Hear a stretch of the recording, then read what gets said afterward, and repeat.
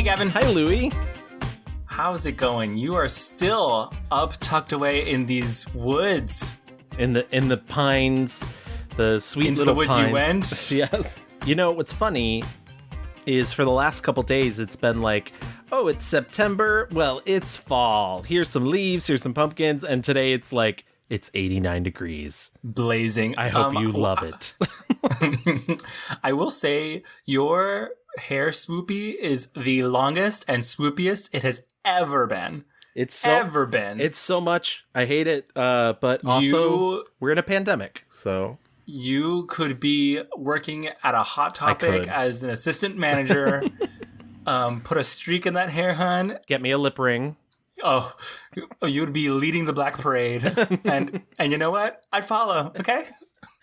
So glad that you came into the city with your dad for that. Is stupid. Is he your dad? Is he your daddy? Oh my godness. Welcome, everyone. Welcome to the Mixed Reviews. We are a film podcast in which we take a film subject such as an actor, director, or a mini genre, and we take 2 weeks, or in this case, 3 weeks, and we watch as many movies as we can, and we report back to you what's good and what's not. The reviews are mixed. We did take a little extra time for this episode, though, but I think, one, we deserved it, because it is summertime, the end of the summer. It is the dog days, and they are over. Thank you. Also, it's a pandemic. No one's employed. I actually got a job for like a week. Congratulations. Yeah, thank you. I worked incredibly hard, as I am wont to do, but that also meant no movies. Yeah. So. Yeah, of course. And also, I mean... as everyone will know soon enough, this episode was just really a lot to get through. Yes, absolutely. And I'm glad to spend more time with this subject. Before we get into our old business, I do just want to take a moment, and I don't want to extend the episode too much, but there's some real world stuff going on, and I think, it's always good to acknowledge it. As I mentioned several times already, we're still in a pandemic, so please wear a fucking mask and wash your hands and be extra conscious about where you're going and who you're around, social distance, yada, yada, yada. Please stay safe. The other thing is, and we've talked about this on the show, but we are not immune to the real world happenings. Police continue to kill black people. Since our last episode, there have been incidents in Wisconsin, in Rochester, New York. People are protesting. Our hearts go out to the protesters, and please support them any way that you can. Obviously, if you can't go out and protest, if there's any way that you can donate, please do so, because we live in a world where people should be treated as people and not have to worry about being shot on the streets by anyone. Absolutely. But cops especially. So yeah, especially cops. Also, this is a little bit old now, but from our last episode, we lost Chadwick Boseman. Yes. Which was, I remember when I was sitting with Derek watching TV and I got the news alert and my whole body started shaking. I had like a very visceral reaction. I think sometimes when news happens that is just so shocking and so... obviously when any life is cut short, it's, fucking awful. But I guess, we had just seen him in 2 of our episodes when we were celebrating Black Hollywood. We saw him in Da 5 Bloods in our Spike episode. And then also in our first episode, Angela Bassett. And talking about, Black Panther and just its legacy. And that was just some really fucking awful, shitty news. And I don't want to contribute to like any more takes except to say that it's sad. And he clearly was, a great artist. And it sucks that he is no longer with us. Absolutely.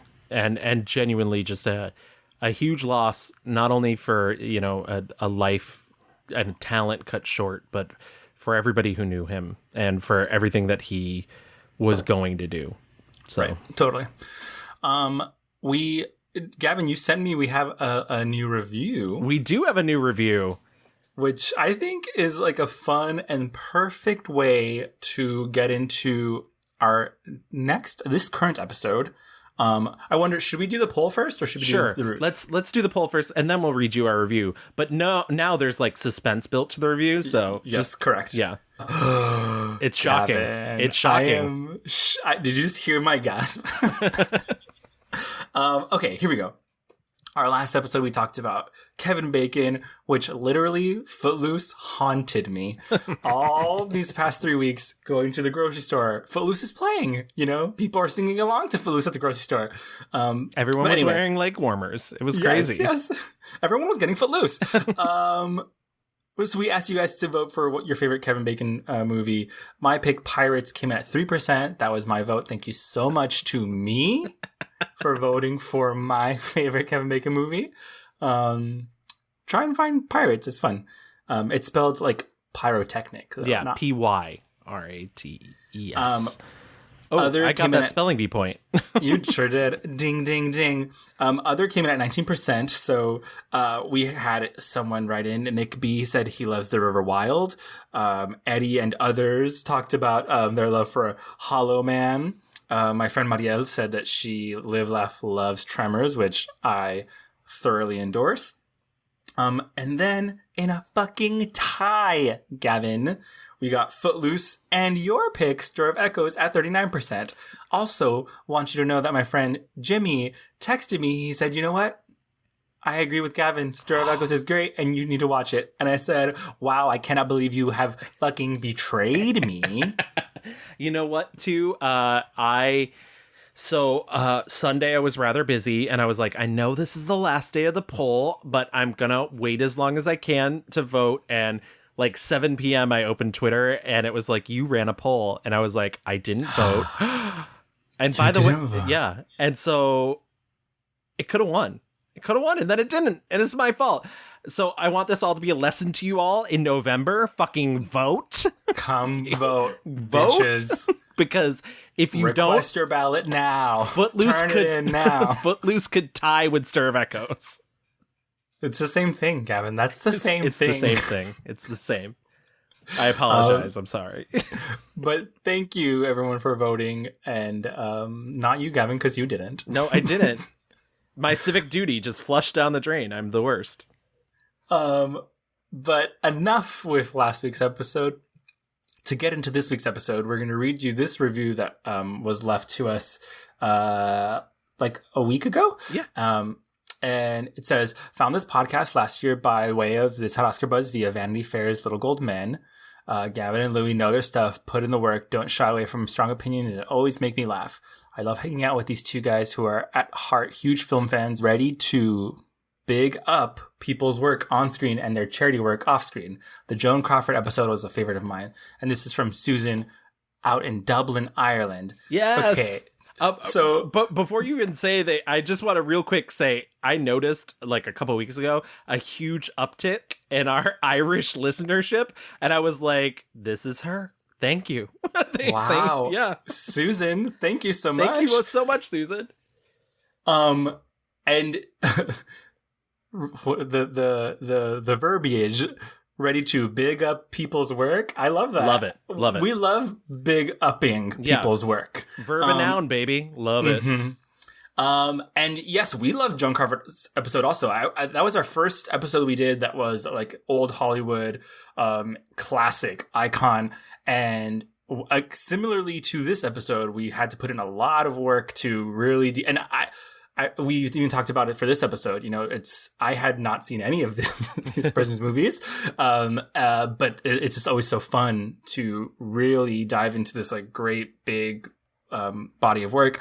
All that to say, Gavin, who are we talking about today? Why, we are talking about the classic, the lovely, the 2-time Oscar winner, Olivia de Havilland. Olivia de Havilland. First of all, that name. God. What a bitch. They just don't make Hollywood stars with names like that anymore, right? Like, sorry, Susan Sarandon.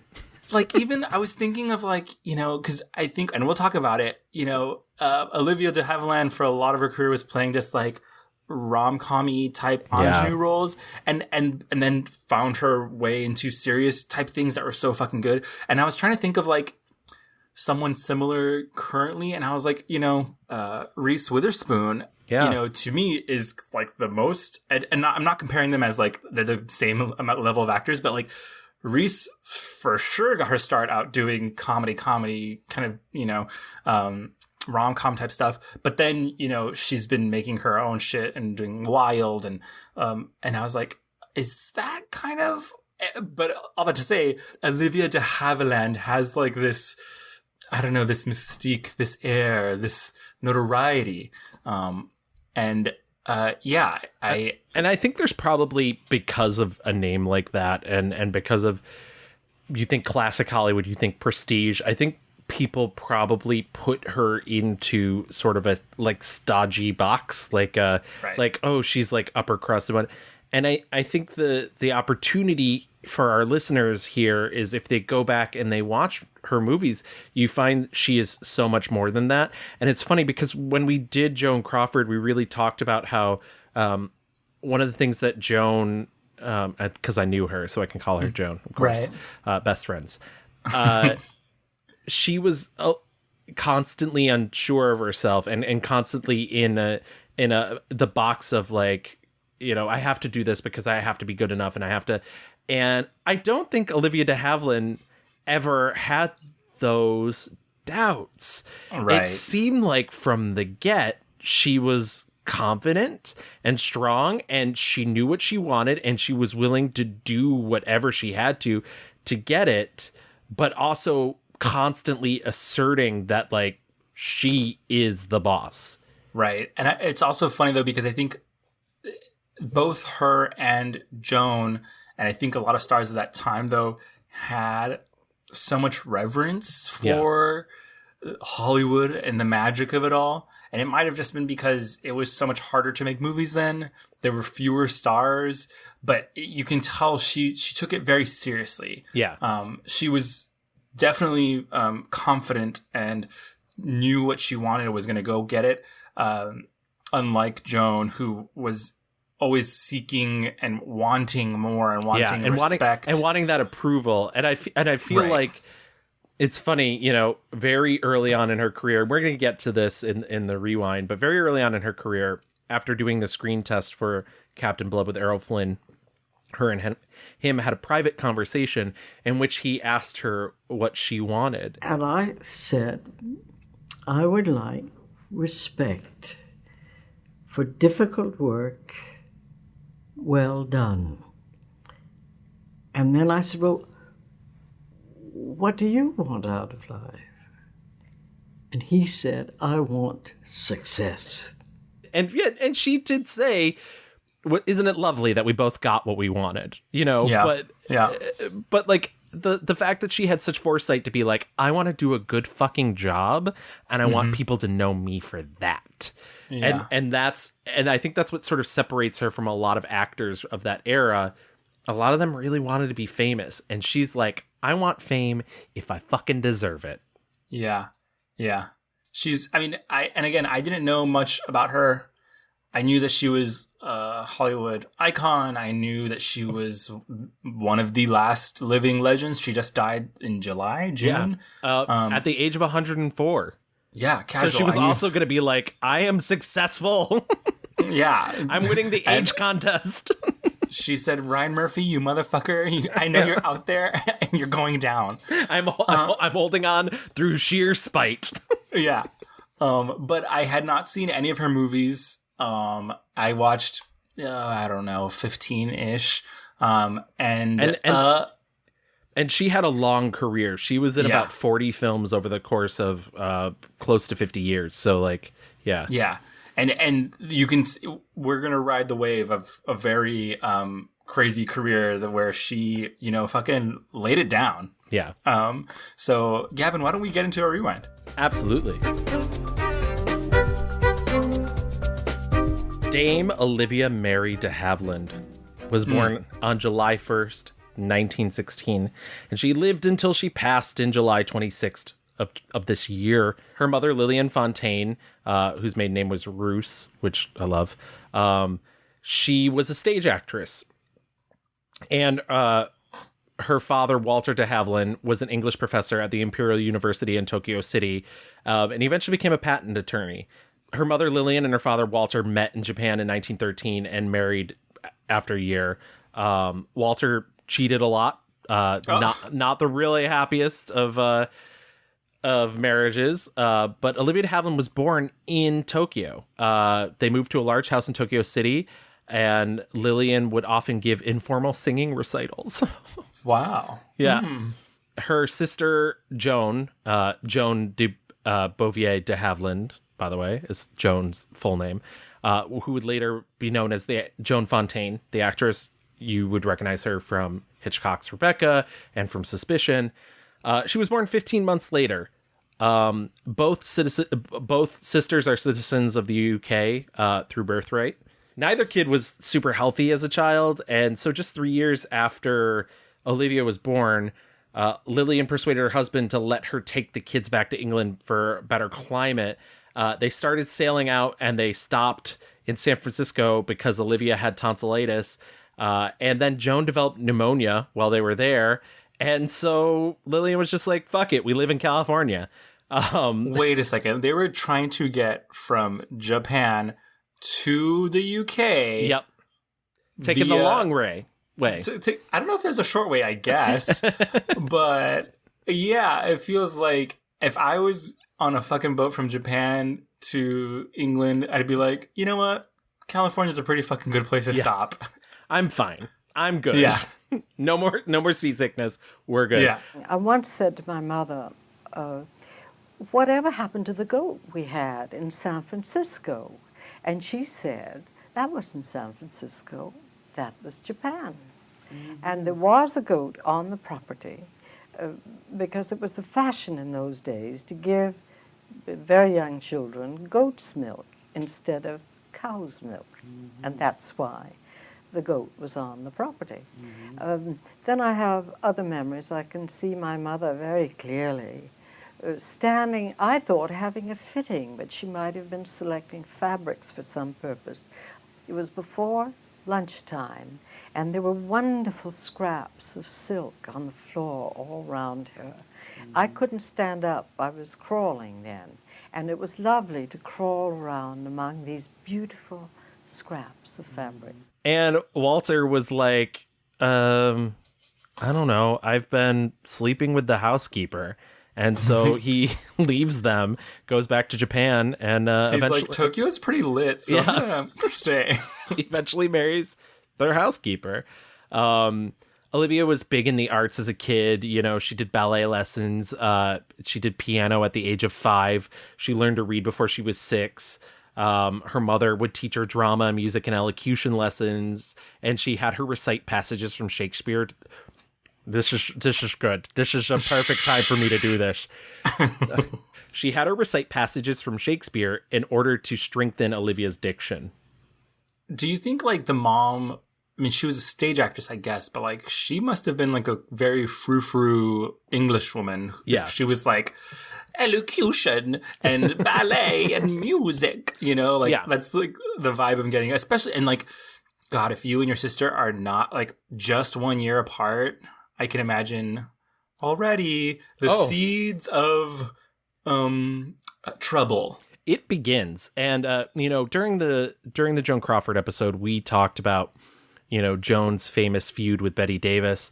But I think there is no better feud in classic Hollywood than maybe the feud between Olivia de Havilland and her sister, Joan Fontaine. Essentially, she starts becoming, or seemingly, I don't want to slander anybody, even if they are dead, seemingly starts becoming very jealous of Joan because she doesn't like having to share a lot of things with her, like birthdays. And, you know, according to some books, and I've heard it told multiple different ways, but at the age of 9, Olivia wrote herself her own will. And in the will, she wrote, "To my sister Joan, I bequeath my beauty, for she has none." Holy shit. I've also heard that she wrote, "I bequeath my ability to attract boys, for she has none." Wow. The library was open. Yeah, exactly. I like beauty better because she was a fucking 9-year-old and it's less creepy there. I love just being at 9, being able to, like, have those high reads ready to fucking go on your, like, little sister. Exactly. Oh, God. She took the glasses off and RuPaul was like, "You won the reading challenge." Yeah. God. It's like a villain origin story. So yeah, there was always tension there. In April of 1925, when Lillian's divorce was finalized, she married George Milan Fontaine, who was a department store manager for O.A. Hale and Co. in San Jose. He was supposedly like a good provider and like people liked him as a businessman, but he was super strict with these girls, and neither of them particularly cared for him. So they lived there for a while. She gets her education. In 1933, de Havilland made her debut in amateur theater in Alice in Wonderland, which was a production of the Saratoga Community Players. She began appearing in lots of other plays, Merchant of Venice, Hansel and Gretel. She played Lizzie Bennet in Pride and Prejudice. And actually that led to a huge confrontation between her and George Fontaine, because he told her she had to choose between staying home and appearing in the production and not being allowed home. So she went and fucking performed and then moved in with a friend of her mom. Wow. Yeah. She graduated in 1934, where she was offered a scholarship to Mills College in Oakland, which she was going to be an English teacher. But I had no idea that she was a Bay Area queen. That's amazing. I love it so much. So while she's there, she gets offered the role of Puck in the Saratoga Community Theater production of Midsummer Night's Dream. That same summer, Austrian director Max Reinhardt had come to California for a major new production of the same play that was going to premiere at the Hollywood Bowl. And one of his assistants saw her perform Puck in Saratoga and offered her the second understudy position for the role of Hermia in this Hollywood Bowl production of A Midsummer Night's Dream. Can you imagine? That was one of the first movies I watched, and I didn't even know that it was her first thing. It's her first movie. A couple of movies she made afterwards came out before it, but it was her first film, yeah. Oh, so she did the play for him first. She did the play. But so she's the second understudy in the play. 1 week before the show goes up, the first understudy, Jean Rivero, had to back out, and the lead actress had to back out. That lead actress is Gloria Stewart, who was in the original Invisible Man and would later go on to be the older version of Rose in Titanic. What? Yep. Gloria Stewart was her name. And since her film, which curiously enough was at Warner Brothers, was prolonged, she couldn't go on opening night, and so he came up to me 5 nights before the premiere and said, "You will play the part." She's 18 at the time, and Reinhardt loves the 4 weeks of the tour with her so much that when Warner Brothers offers him a chance to film the play as a movie, he offers her the role. She's one of the only people in the cast that he takes from the play to the movie. And in all honesty, at first she was like, "No, ma'am, I'm going to be a teacher."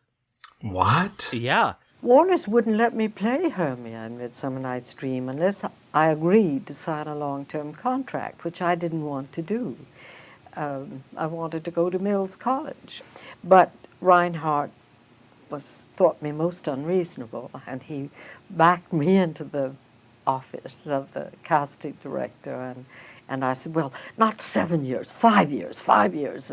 And they said, "Well, okay, 5 years." And so November 12th, 1934, at a starting salary of $200 a week, she started her career as a professional actor, which would span more than 50 years. Wow. And I mean, that movie is gorgeous. Gorgeous. It's free on, like, literally, if you look it up on your Roku, it's free on one of those, like, random fucking sites. And it's just, like, I don't know if it's, like, the best movie ever or, like, best production of it, but it's gorgeous. And it's surprisingly good. I agree. I don't know if it's the best one.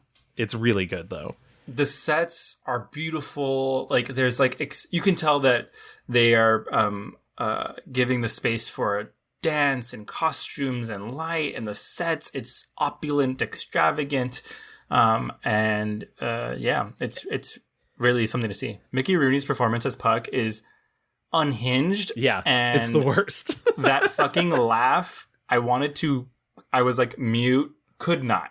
Yeah, like the tiniest little Mickey Rooney. Also on the set, which sort of sucked a little bit, Reinhardt couldn't really speak English, so they brought in William Dieterle to translate his directions to everybody. And Olivia de Havilland really credited Dieterle as giving her sort of her on-camera acting techniques. And she said she also learned a lot from cinematographer Hal Moore, who actually ended up impressed because she would ask him questions about his work, which a lot of actors weren't doing at the time. And by the end of filming, she had learned the effect of lighting camera angles on how she appeared on screen and how to find her best lighting, which is something she will carry with her for the rest of her career, which I love. She knows how to find the light. She knows how to find the light. We must starve our sight from lovers' food till morrow, deep midnight. Oh, my good Lysander.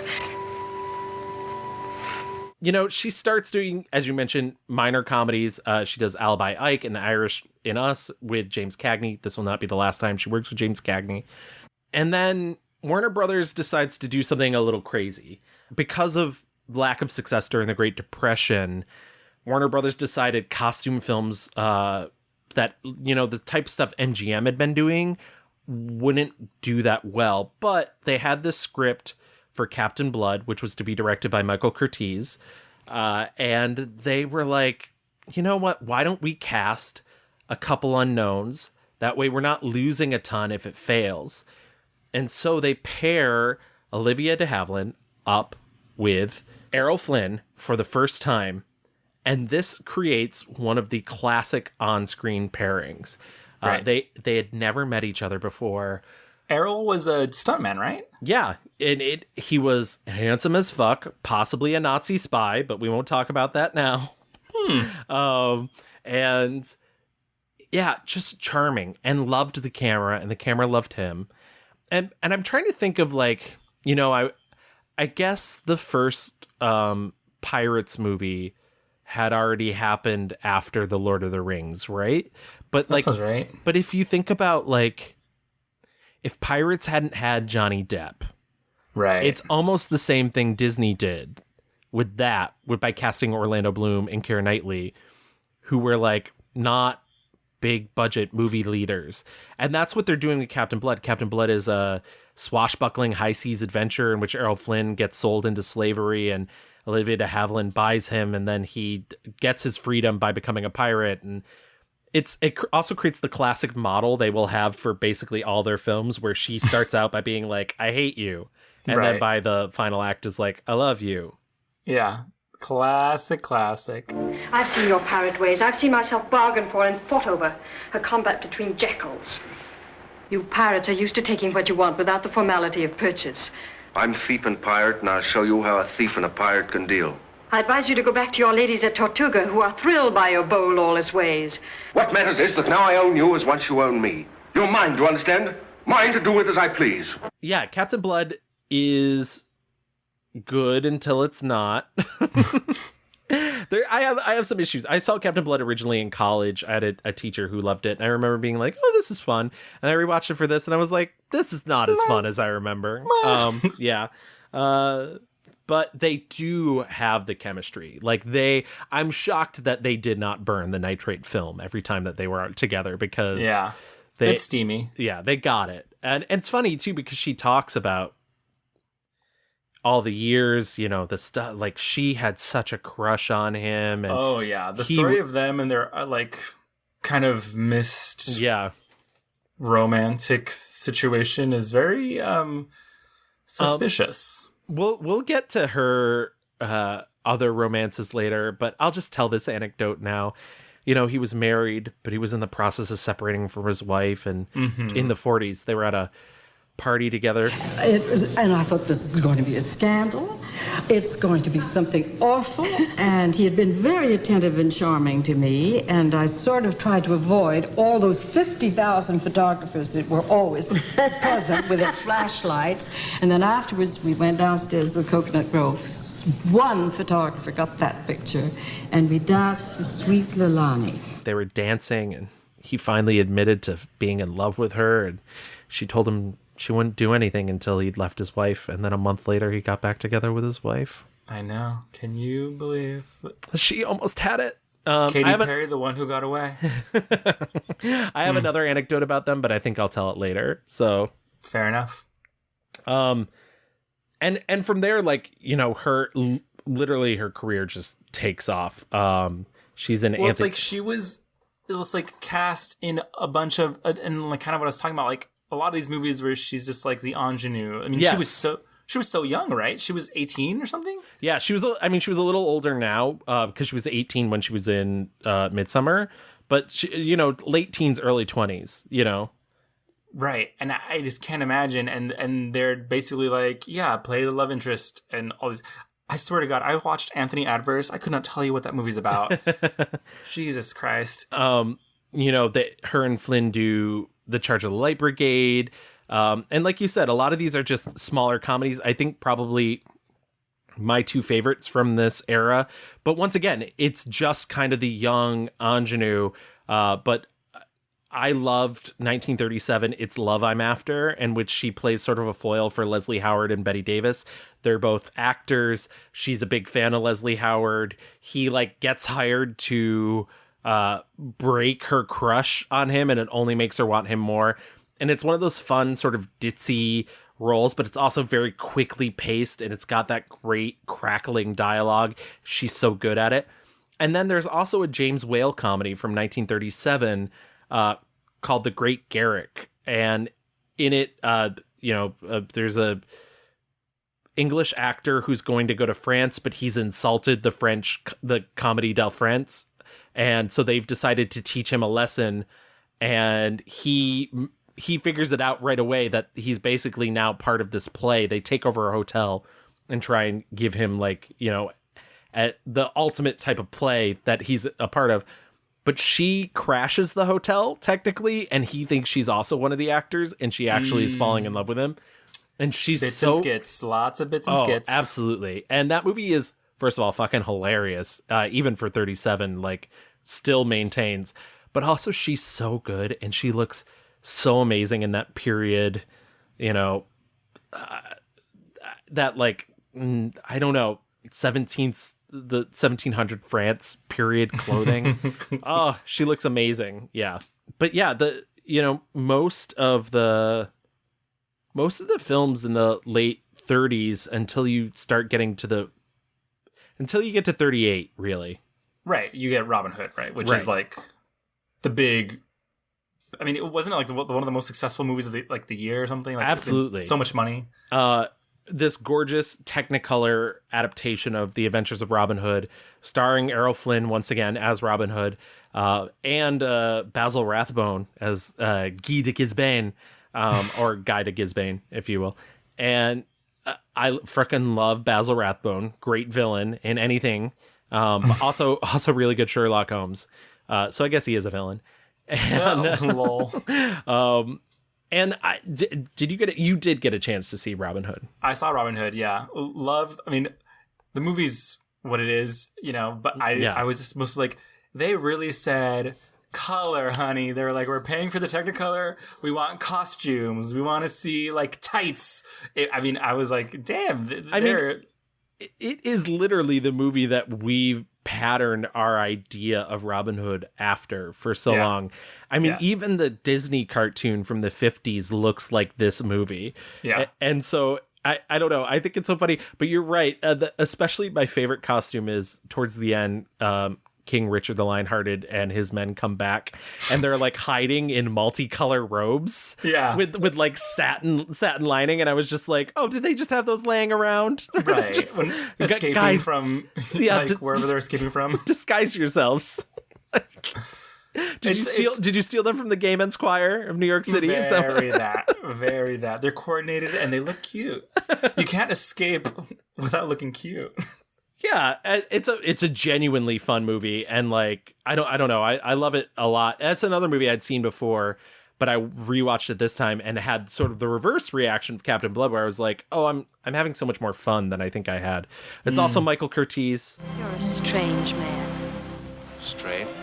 Because I can feel for beaten, helpless people? No, you're strange because you want to do something about it. You're willing to risk your own life. And one of those men was a Norman. Norman or Saxon? What's that matter? It's injustice I hate, not the Normans. But it's lost you your rank, your lands.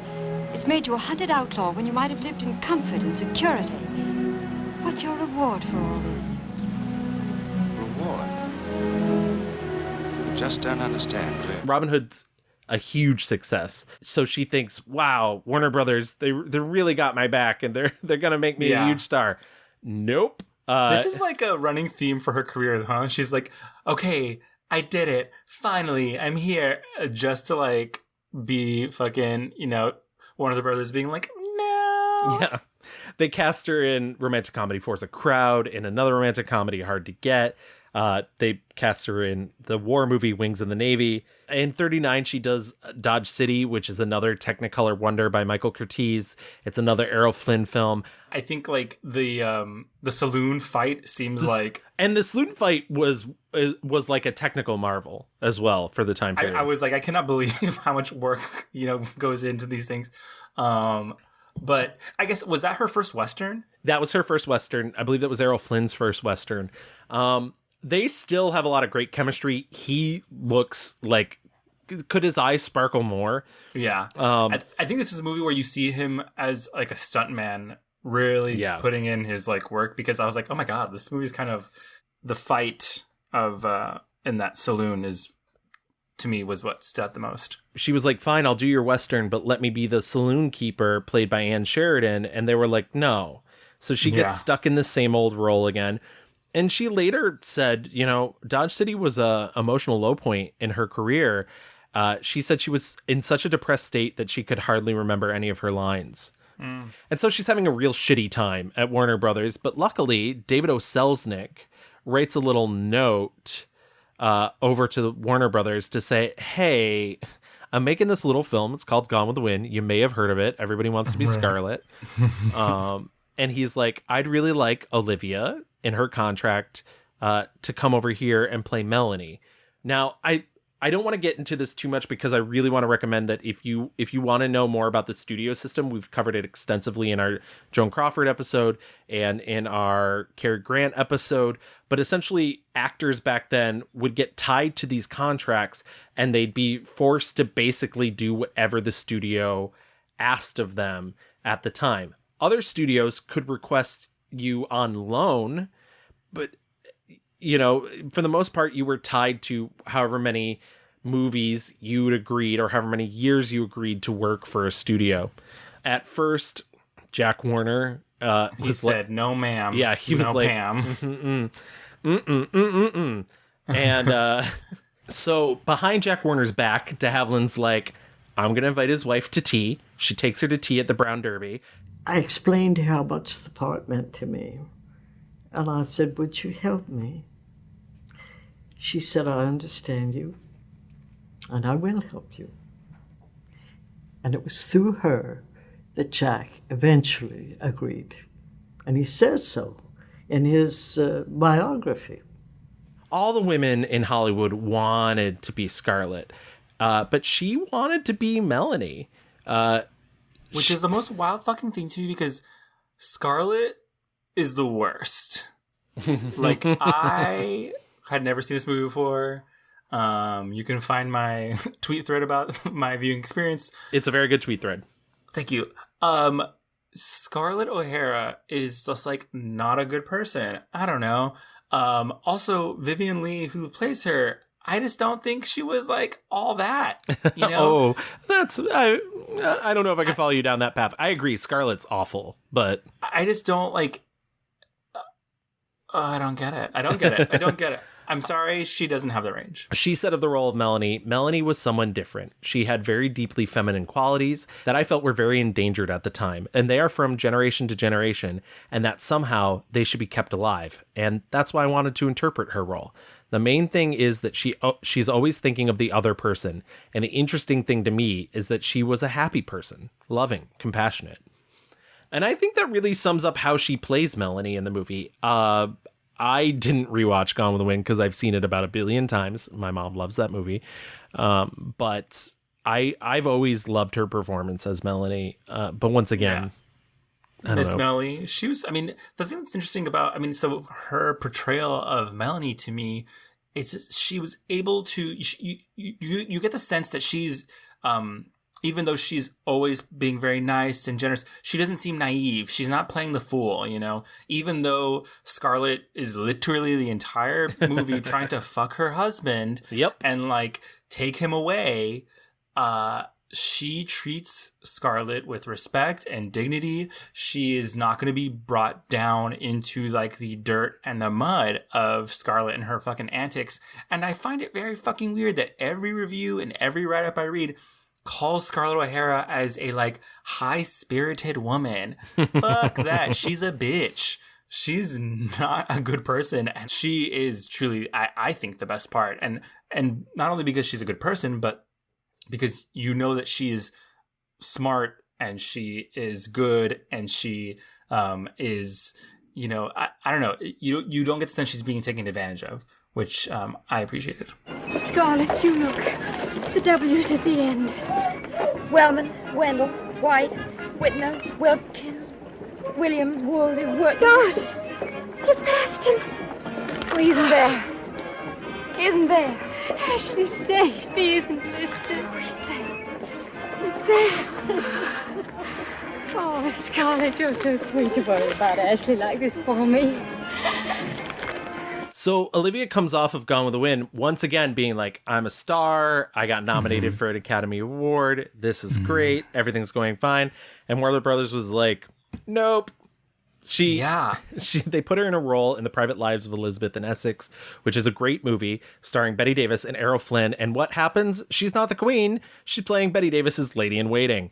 And also on top of that, she is famously his love interest. She is not his love interest in this movie. I'm just reading in the New York Times obit of her when she complained about these formulaic roles that kept coming. They told her that she had been hired because she photographed well and she wasn't required to act, which is a very, you know, fucking brazen and cruel thing to say to a woman who is literally bringing in so much money for this stupid fucking company and has proven herself. Like, she's playing the game. She is playing the game, but they have rigged it all against her. And I can only imagine her frustration. She has a number of movies that come out just in that short year alone. My Love Came Back, Raffles. Her next big hit really is Santa Fe Trail. And it ends up being one of the top grossing films of 1940. But she ends up missing the premiere because she starts having stomach pain. And then she gets diagnosed with appendicitis and rushed into surgery. Well, that's also around the time when she started just sort of straight up refusing roles. Well, right? So she has like a very long convalescence at a Los Angeles hospital, and Warner Brothers is like, well, we want you in this, we want you in this. And she's like, nope. She does take a role in 41 in The Strawberry Blonde. Raoul Walsh directs it. She's once again up against James Cagney. That is an adorable movie. It's adorable. Yeah, it's cute. I like that a lot. But I love the character she plays in the first half of the movie. I don't know where that character goes in the second half of the movie. Right. The best part of that movie is when, like, they're trying to... Who does she play up against in that movie? The other woman? She's Rita Hayworth.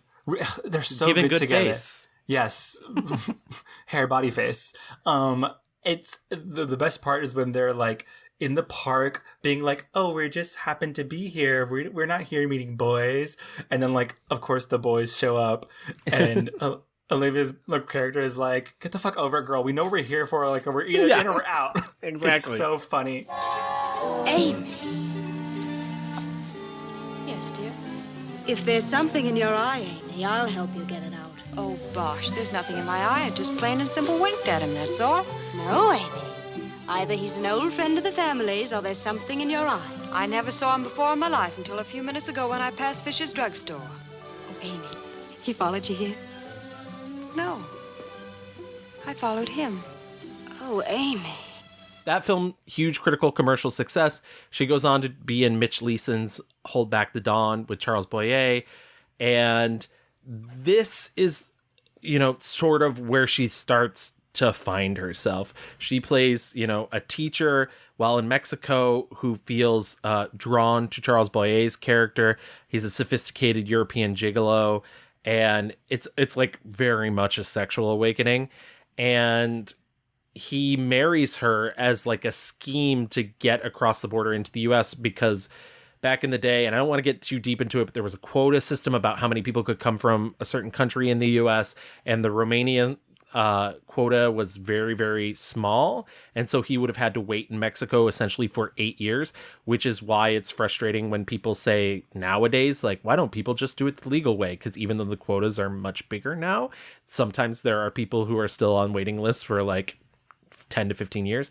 I digress. She falls in love with this man. She finds out he might be a louse. They get kind of back together and whatnot. And she gets her second Academy Award nomination, this time for Best Actress for this movie. She does John Huston's In This Our Life, which I just want to bring up because it's another film that she does with Bette Davis. And there's a scene in it where she like looks at a portrait and she's like talking about Bette Davis. She got the looks of the family. And it killed me because I love Bette Davis. I think Bette Davis is a beautiful, beautiful woman, but like up against Olivia de Havilland. Yeah. Well, also Betty famously thought she was herself was not a looker, if you will. But I also want to mention that movie because there is some actually like really good race relation stuff in that movie. And I don't know how much of a hand Olivia de Havilland had in it, but I did read something that she sort of pushed for those scenes to be beefed up, and because John Huston was the director, he sort of really let that go. But it also didn't hurt that she was fucking him at the time and continued to do so for 3 years. So, never hurts. But I don't think there's a lot of movies from that era in which they discuss blackness and the way black people are treated that are as interesting as that movie. And it's a small part of the film, but it's worth looking into for that. This is also the time though, like when she starts refusing roles, Warner Brothers is like, they're literally suspending her, and they're fining her, for all this time, essentially that they've allegedly quote unquote lost, right, when she's declining these movies, which I guess is just building up this impending big blow up that's about to happen. Oh, because it is about to happen. And it's about to happen. And it's wild. It's like she has this like second nomination. She's like even more emboldened to be like, enough. Because essentially she was, I think, on contract for 7 years, and it had come to an end, and they were like, nice try, bitch. All those suspensions, we're putting an extra 6 months on your contract. And she said, I don't think so, honey. She's no longer putting up with this. She's not going to do her extension. She tells Warner Brothers no.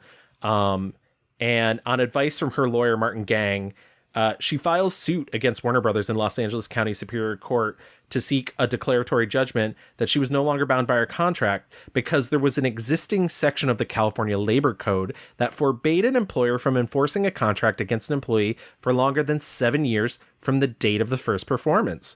And Superior Court was like, gotta hand it to her. You're like, well, you got us there, gal. And I had 6 months of suspension time to go, and yet was being suspended on extension time. So it could go on forever, could have gone on for many years like that. You couldn't work at all at anything at all, because the contracts were for exclusive personal services. The court case lasted about a year, but it landed in her favor, and it ended up being one of the most significant and far-reaching legal rulings in Hollywood because it really reduced the power of the studios. As we mentioned, studio system, you're locked in, and this was the actors finally standing up for themselves to say, no, we are performers. We deserve creative freedom in our line of work. California's resulting 7-year rule is still actually known as the de Havilland Law. A lot of people call it that. So Hollywood actually owes her a great deal. But it did cost her a lot. It cost her $13,000, which in last year would have cost about $190,000 in legal fees. But she was very respected by her peers, and even her own sister, whom they were still fighting, said Hollywood owes Olivia a great deal. Didn't she not work for a while? And here we go. And Jack Warner's like, not so fast. And he blacklists her. And essentially, he basically tells every studio, do not work with her. She is difficult. She is a lady that you do not want on your sets. And for 3 years, she does not do another film. Wow. She takes the time to become a naturalized citizen. I guess you're not working. Got to do something. But he called up all his girls and said, do not trust this fugly slut. She is a bitch. He wrote her name in the burn book and it passed it around to everyone at the school. That's how that movie ends, right? Anyway. Yep. And they all side with her. She gets naturalized 10 days before we enter World War II. So what she ends up doing with a lot of that time is she ends up doing USO tours. But now that I was enjoying from working, I was free. And the USO asked me, they said, you can't sing and you can't dance. Would you consider visiting our military patients in military hospitals in the Christmas season of 1943? And I said, oh, yes, I certainly would. She joins the Hollywood Victory Canteen, and really she's helping raise money for the troops through war bonds and entertaining the troops while at war. She said later in life, I love doing those tours because it was a way I could serve my country and contribute to the war effort. So in 1945, blacklisting virtually gone. Court of Appeals done. She takes a role in Michael Leeson's To Each His Own. Michael Leeson was the director of Hold Back the Dawn, and when she got this script for Each His Own, she was like, I want to work with Michael Leeson. And here's why, and I think this is very important. Michael Leeson treated her like an actor. He asked her questions about who she was and what she was doing, why her character would feel that way. And she said, a lot of the other directors she'd worked with, even Michael Curtiz, were basically like, smile. Right. And so she knew this was a director she could trust, that she'd worked with really well. And so she selects him to direct To Each His Own. To Each His Own is a movie, as I mentioned, 1946. She plays an unwed mother who, after a one-night stand, gives a child up for adoption, kind of. She, basically leaves the child, and then it gets adopted by a sort of romantic rival of hers. And it destroys her life. She spends the rest of her life becoming sort of embittered and trying to get her child back. It's kind of an error type thing. Like, she wants to give it up, but it'll come to her. And then they're like, oh no, well, we give it to this family because they lost. So she doesn't want to give up this child. She just doesn't want to have the drama of it all. She's intending to somehow get it back. It doesn't work out. And then she tries to get it back later. And it's the whole thing. She also plays 30 years of this woman's life, right? Yes. She plays young and old in the film. She is olded up. In the movie has some flashback situation going on. After the beginning of the movie, I was like, oh my gosh, she's in some old age makeup right now. And it's good old age makeup. I mean, it's makeup. It's very clearly makeup, but I think she's so good at that though, because she has different ranges, and we're going to see and especially in her upcoming movies where she's able to turn up her I'm a cutesy girl charm, and then turn in the stern kind of hardened woman. Yes. And so she has that range, and she really flexes those muscles, especially in this movie. What are you going to tell Corinne, Judy? I'll tell her he's mine. I'll tell everybody he's mine. No, you won't, Judy. Oh, I know this is awful for you. I'm not thinking of me. In my state of health, the scandal won't matter to me. Not for long. Well, if you're worried about me and my reputation... You're grown up. I'm not thinking of you. I'm thinking of that baby. He's mine. I've got a share in him, too. He's my grandson, and he's not going to suffer for your fault. He's not going to be brought up a marked child. If the people of this town so much as suspect he's yours, that little fellow's life won't be worth living. I can't give him up. You've got to. No. It wasn't my favorite movie, but I was definitely impressed by her performance. I'll be honest, I loved it. I had never seen it before. I was in tears by the end. I thought her performance was so moving and so genuine. And I don't know, I was really impressed by it. I was like, damn, she's got it. It's definitely like the classic Hollywood, like, feel good, coming, finally breaking through, doing the thing. And I was just kind of proud of the fact that they were talking about, like, you know, the social mores at the time. It was sort of like, is her child better off being raised by somebody else because she would have been a single mother? Or, you know, or was she better off? Because she certainly wasn't. And like, she ends up doing the right thing because she gets him back at one point. She essentially blackmails her, his adoptive parents to giving her, and then he's unhappy. And she spends her entire life trying to make him happy, and it ruins her. And it's like, should society be allowed to destroy a woman's entire life just because she slept with a man she thought she was in love with and then he died? Right. You know, I don't know. I was impressed by that because I feel like there's not as many, there's once again, it's deeper than I was expecting for the time period. I will say though, the ending though, like with, I know this is not a spoiler, but like there's a man who she's telling the story to, and he kind of in the end is like, oh, bippity boppity boop. Let's just take care of a couple of things. There are a lot of good moments in this movie, and I think her performance is really good, and the story is really well done. But it's still like an aged 1946 movie. Yeah. I do want to say about her acting style. So as we mentioned, she was never formally trained as an actor. So she ends up reading Stanislavski's autobiography, My Life in Art. And she decided, you know, this time I'm gonna go method. And I love this story about how she went method for this. She used a different perfume for the different parts of her life. I love that. Oh.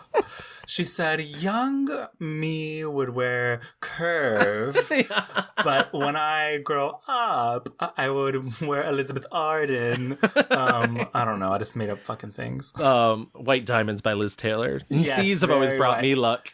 Yes. But it pays off because this is finally her Academy Award. She wins Best Actress at the 1946 Oscars. This will be her first Oscars.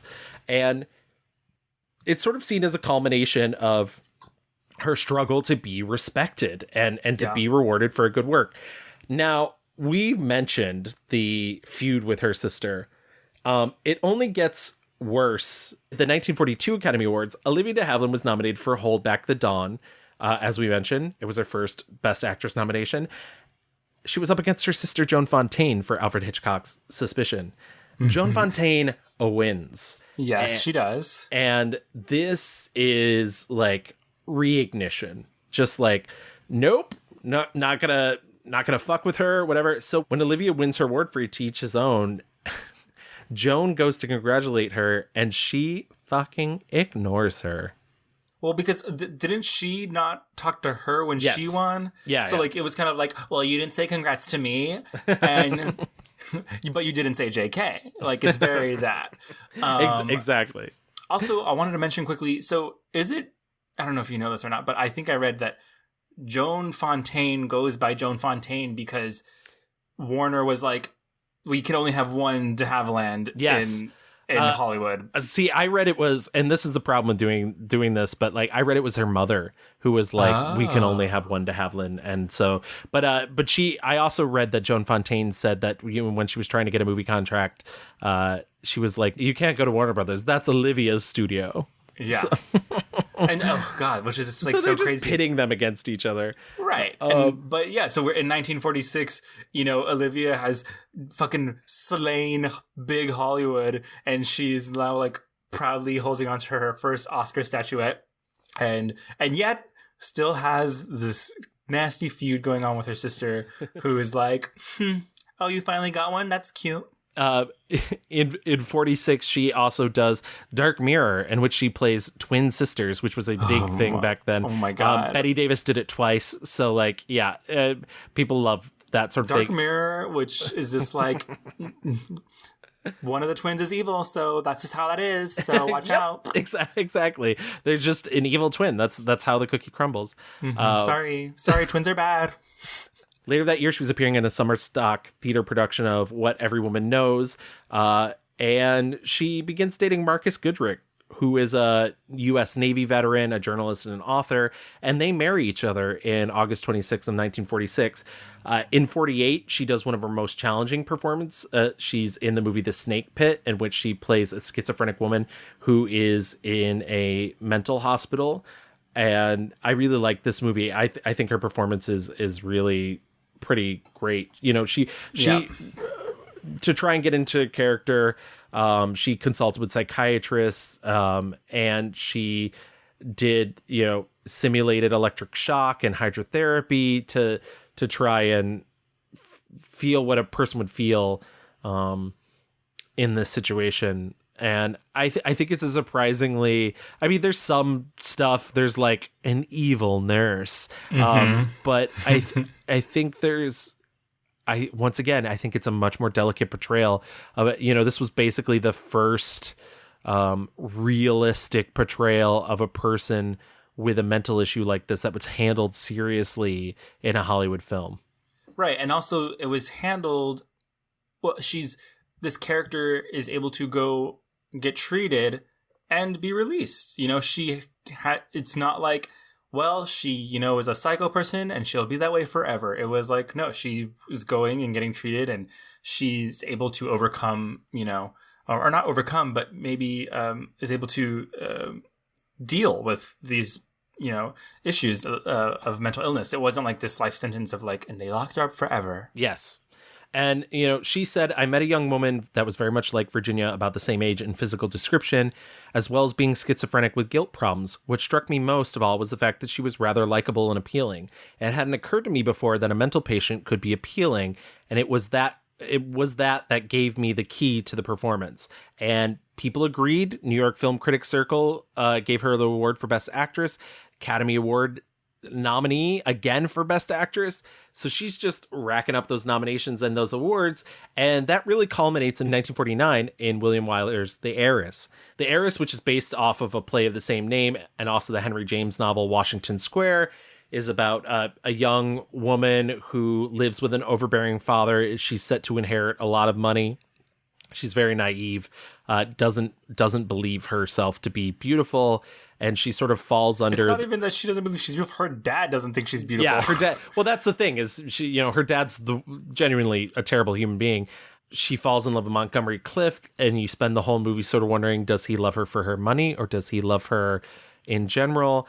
Which is funny because apparently it's much more clear in the play, and the studio was like, Montgomery Clift is a heartthrob, make it a little more vague. And I think the movie is much better because it's a little more vague. Oh, it's the entire time I was like, oh God, is he lying or is he like for real? And I just kept thinking, like, in the end, what is the lesson? Is the lesson the movie's trying to tell us is like, listen to your dad and don't blah, or is it like follow your heart and love? And it's just like it really ratchets it up, and she does this like really weird thing, or not weird thing, but she has like a really like kind of sweet tiny voice at the beginning of the movie, and then by the end of it like she just lowers it all the way down, and it turns really like fucking hard. Ugh. And this is another movie that she does like the role, like a 30-year performance. And so, yeah, it's a lot. It is if you're not in the mood to watch The Heiress, which you really should, you can always Google Carol Burnett's The Lady Heir. And there's a parody version of it by Carol Burnett. It's very worth your time. But that gets her second Academy Award. She wins again for Best Actress. Your award for To Each His Own, I took as an incentive to venture forward. Thank you for this very generous assurance that I have not entirely failed to do so. And then she takes some time off to have a kid. No, yeah, I mean, you have 2 Oscars, I guess, now. Time for a kid. Yeah. I'm being blasé. She wins, the New York Film Critics Circle Award, the Golden Globe Award. It's a big deal for her career. And, she follows it up by having a child, her son, and then turns down Blanche Dubois in a streetcar named Desire. Yeah. She said she couldn't relate to the character. And you know what? Yeah, I'm a mother now. I can't do it. Yep. Exactly. In 1950, she moved her family to New York City, and she makes one of the weirdest fucking decisions in her entire career. She decides to take the role of Juliet in Romeo and Juliet on Broadway. She had always wanted to play Juliet. It opened to mixed reviews because she was 35 fucking years old. So, like...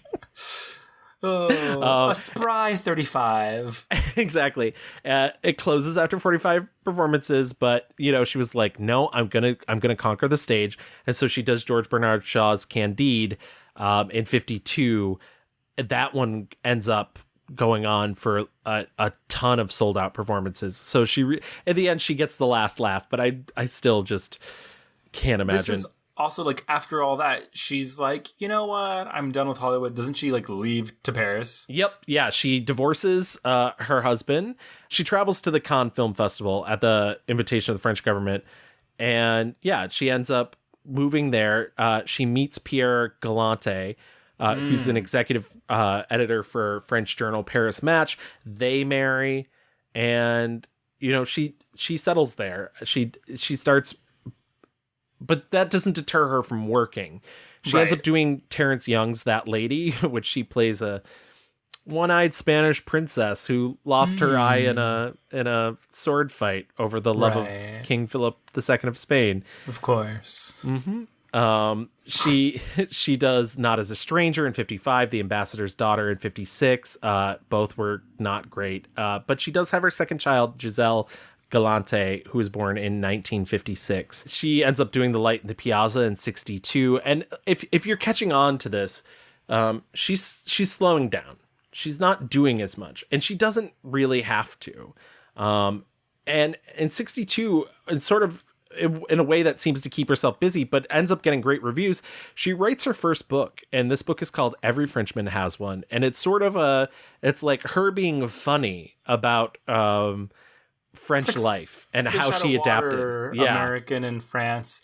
Didn't she just like end up falling in love with Europe and was like, and this is like also though maybe the trip that her mother never and them never got to finish when they were on that boat to California. I hadn't thought of that. That's so sweet. She finally gets there and turns out she's like, everything's here is just so much like nicer and fancier and like more her like what she enjoys. I think I read somewhere that she like really just enjoyed like the cobblestone streets and like everything was real there, not like the artifice of Hollywood. And you know what? I love that for her. And I think that kind of also leads to this mystique of her. I mean, she dies in Paris. She ends up not leaving. She stays there. And actually, I will say that's what made this episode a little harder, because there's not a lot of filmed interviews with her, because once she moved to Paris, she sort of stopped playing the Hollywood game. She's done a handful of retrospective interviews, things that are more towards the end of her life.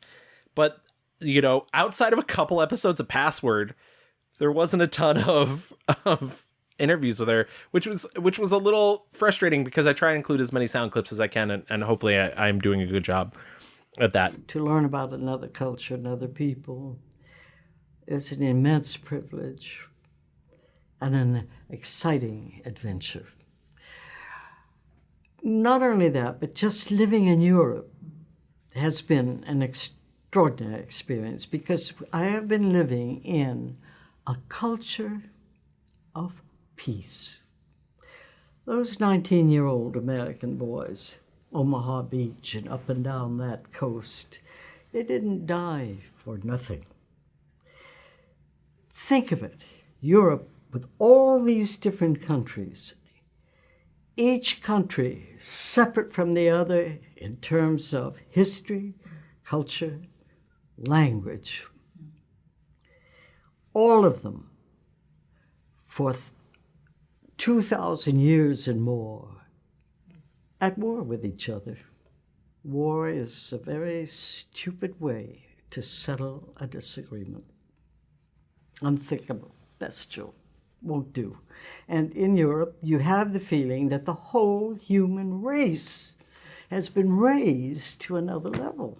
In 64, she heads into a period that we brought up in the Joan Crawford episode, and it's the hagsploitation era. In 1964, she does Walter Grauman's Lady in a Cage, which is a thriller in which she's a woman trapped in an elevator, in one of those cage elevators in her home, because she had it installed because she broke her hip.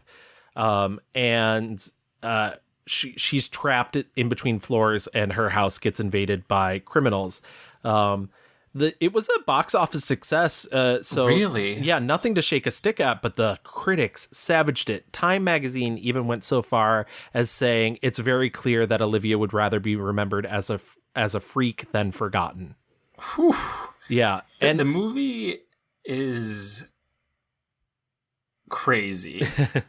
I was like, I don't even know. It's clearly is like going for like this style, but also like just like the politics of it are so weird. It's almost like youths and like people who drink are invading the suburbs. No, I will give it more credit because 2 reasons. One, I have always told anyone who would listen, I would love to remake this movie. This is on my list of like movies to remake. But 2, one of the things I really love about it, because I agree with you, on the surface, it does really feel like that. I think there's a couple choice lines from her character that really reveal, I mean, a choice, it's not just from her character, it's also from her son. She's not a good person either. And it's an interesting movie because you're watching a movie full of kind of bad people. Does she deserve the treatment she's getting? Absolutely not. Those kids are monsters. And it led by James Caan. It was his very first movie. He's doing Brando from Streetcar. Oh yeah. I've been some kind of inside since I was 9 years old. Oh, I see. You're one of the many bits of offal produced by the welfare state. You're what so much of my tax dollars goes for the care and feeding of. Well, I don't know from awful, but yeah. And I sure do want to thank you, man, for all them tax dollars. The food is lousy, though. And you're like, oh, she's also maybe not great. And I think what's interesting about that is she's never going to come out of this situation better.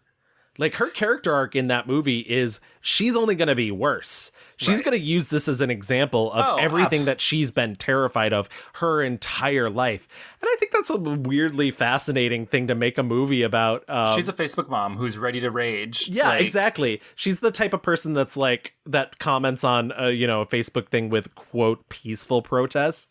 Right. And that's, Yeah, exactly that.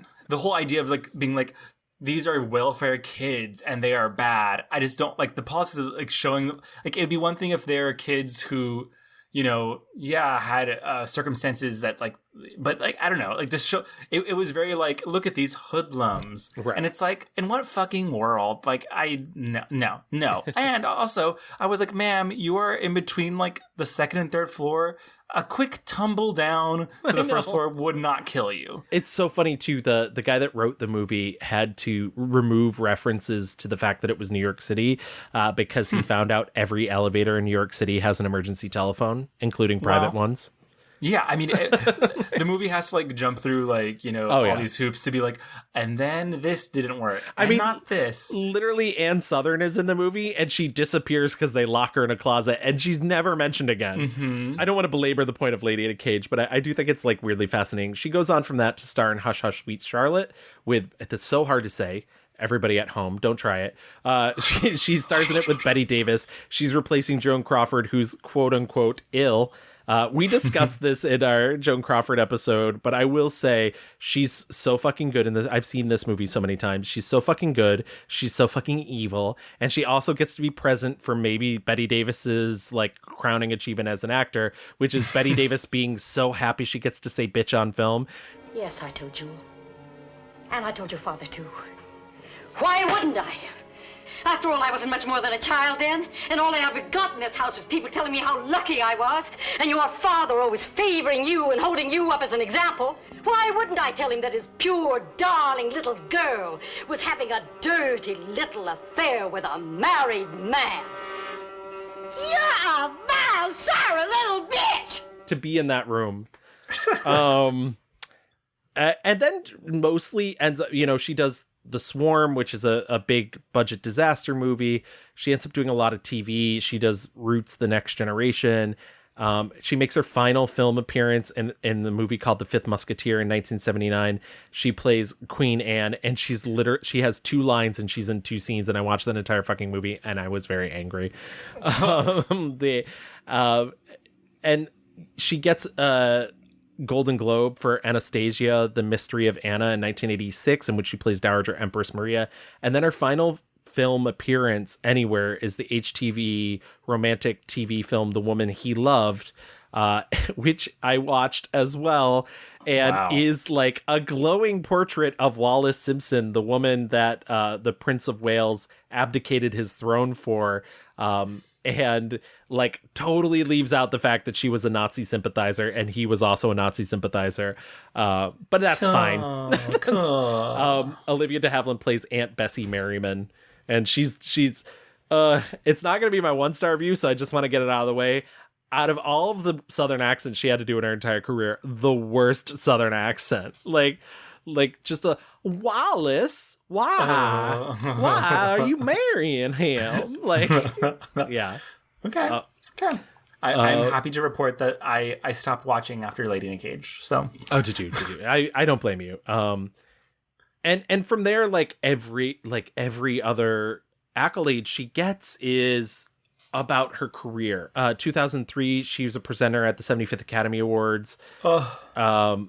In 2008, at the age of 92, she received the National Medal of the Arts, which is the highest honor conferred to an individual artist on behalf of the people of the United States. George W. Bush gave that to her. So sorry that she had to... So sorry. Yeah, she was a lifelong Democrat, so I'm sure she was like, great. Thanks. You can mail it to me. On September 9th of 2010, she was appointed Chevalier, which is a knight in the Legion of Honor, which is the highest decoration in France, awarded by President Nicolas Sarkozy. He ended up telling the actress, "You honor France by having chosen us," which I think is really sweet. Cute. And in June 2017, 2 weeks before her 101st birthday, she was appointed Dame Commander in the Order of the British Empire by Queen Elizabeth II. She's the oldest woman to ever receive that honor, and she said it was the most gratifying of birthday presents. Casual. I mean, when you're 102 and the sister you hate has already died, yeah, it's like, what else can you get? What else can you ask for? In terms of her personal life, we mentioned her husbands. She also had a romantic relationship with Jimmy Stewart. She was involved with Howard Hughes. She said, as I mentioned before, that she was had a 3-year relationship with John Huston. She said about John Huston, he was the man I wanted to marry.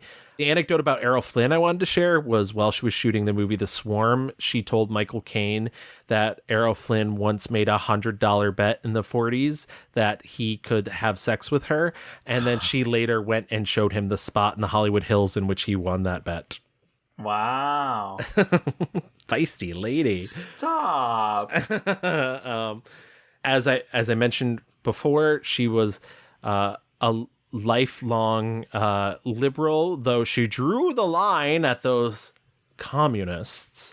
And she did actually in 1958 in a private meeting before the House of Un-American Activities recounted her experiences with the Independent Citizens Committee, who she thought were a little too far left. So no one is perfect, but I do think it's important to be like, she considered herself a righteous crusader, and then was also like, nope, I'm gonna tell tales. Well, also, I bet you, she was very, support the troops, rah. And also, I think she clearly, I don't think it was an act that she was, this high, society woman like she was. And so I think part of that was obviously being very pro the government and doing the quote right American thing or what the fuck ever.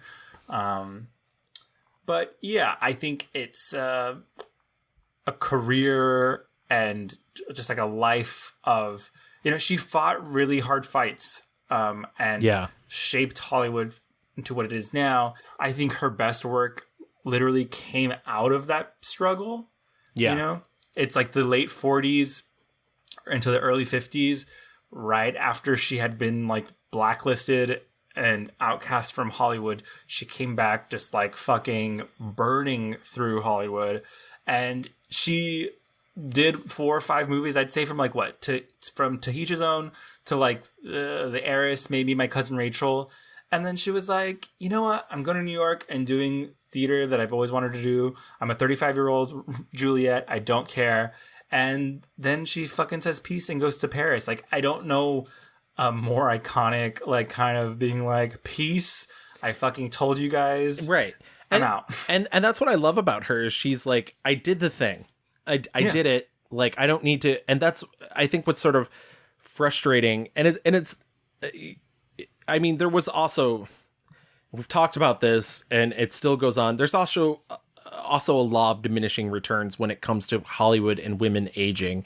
Oh yeah, and for sure. I think it's very telling that within like 6 years of doing The Ambassador's Daughter, in which she's playing like the young flighty love interest of a character, she's playing the mom in The Light in the Piazza, and suddenly they've just decided she's like too old to be the young ingenue again. And not that I would want to see her playing the ingenue. I was glad she moved on from that, but it's frustrating that decision gets made, that suddenly you're over that imaginary hill. And I like the fact that she was like, I don't need this. I don't have to do this. Right. And I've made my money. I've made my mark. And I'm going to go now. We mentioned the feud with her sister. After she divorced her first husband, they started talking to each other again. They ended up even spending Christmas together in 1961. Unfortunately, they started disagreeing over their mother's cancer treatment. Joan Fontaine believed her mother wanted to die, and Olivia de Havilland was like, I will fucking pay anything I can to keep her alive. And so they stopped talking to each other again. And then their mother died, and Fontaine claimed that de Havilland hadn't told her that her mother had died. Wow. But the truth is that de Havilland had sent her a telegram. It just took 2 weeks to get there. They still didn't talk to each other all the way up to Fontaine's death. In fact, I read reports that Fontaine stopped talking to her daughters because they would talk to Olivia de Havilland. That's right. I think I read that too. Yeah. So in 2013, December 15th, Joan Fontaine died, and de Havilland said she was shocked and saddened. And I think that's the true, like, best wishes, have a good summer. But the other feud I wanted to talk about was as an amazing final act, Ryan Murphy creates a TV show called Feud, Betty and Joan, in which he casts Catherine Zeta-Jones to play Olivia de Havilland. I don't know in what world. I don't know this man. Yeah. And Olivia de Havilland, right before her 101st birthday, filed a lawsuit against FX Network and Ryan Murphy for inaccurately portraying her and using her likeness without permission. FX tried to, strike the suit, basically saying it was a slap lawsuit. But it went through, but then she ended up losing on appeal. A 3-justice panel from the California Court of Appeals in the Second District ruled against the defamation suit, which I think is a little strange because I've heard of people being like parody, but this wasn't parody. This was literally them putting the words in the mouth of somebody who's living. Right. Because her like statement I thought was that very factual. She was like, I purposely stayed out of this kind of gossip when I was in Hollywood. This was not my thing. Yeah. I think it's probably just hard when it comes to like defamation. Like they're like, well, did you lose anything like monetarily? Right. Did you lose jobs? It's like nothing. It was so, not to say that Ryan Murphy is right, but I think in the eyes of the law, it's like, but it is strange that he made money using her name. I don't think it was I don't think it was defamation, but I think it's definitely like, bitch, that's my likeness and that's my name. You like, maybe they saw Catherine Zeta-Jones and they're like, well, he didn't get likeness down, so wow, drag. But as you mentioned, I think one of my favorite things about Olivia de Havilland is that she spent her life doing it her own way, and when people told her no, she was like, no. I'm not going to accept that as the answer. I'm going to find a way around. And I think that's what really makes her great and makes her a legendary star. And with that, I think we should move into our picks. Let's do it.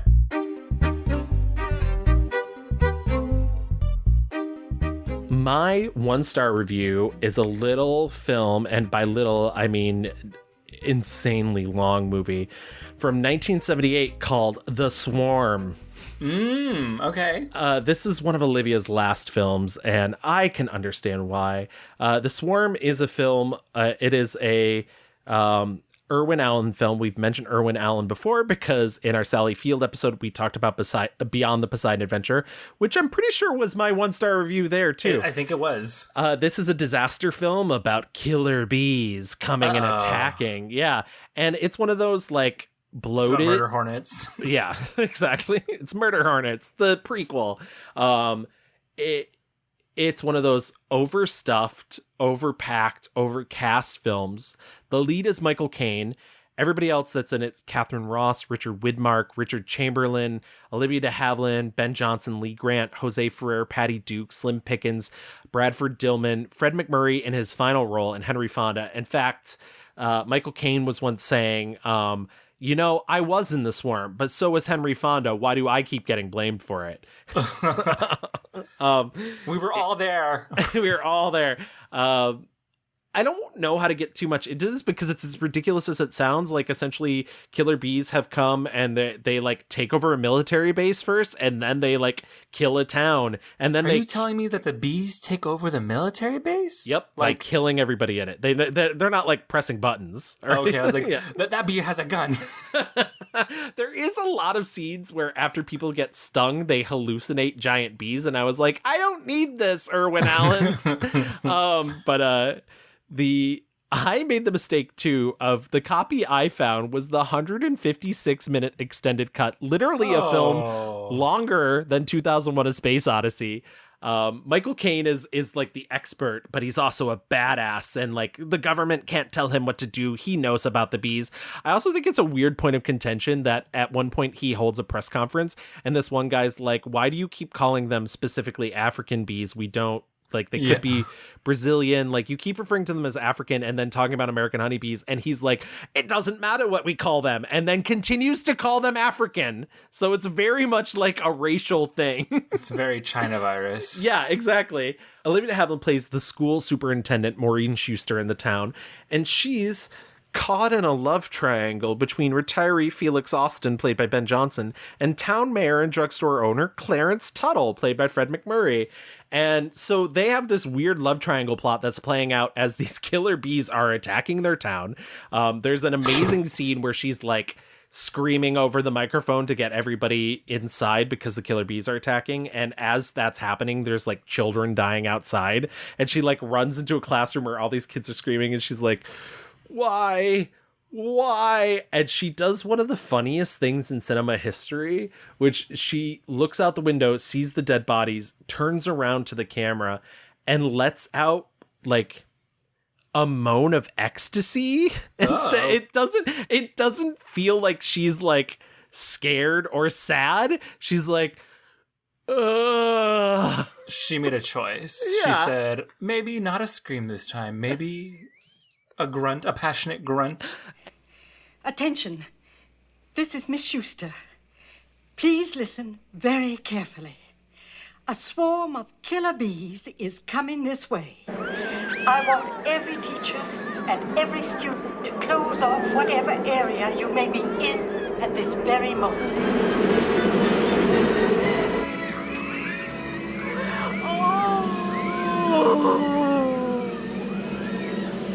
And I feel bad picking something so close to the end of her career, but I think, at that point, she's not really being offered the roles that she wants, and she's really just going along for the ride.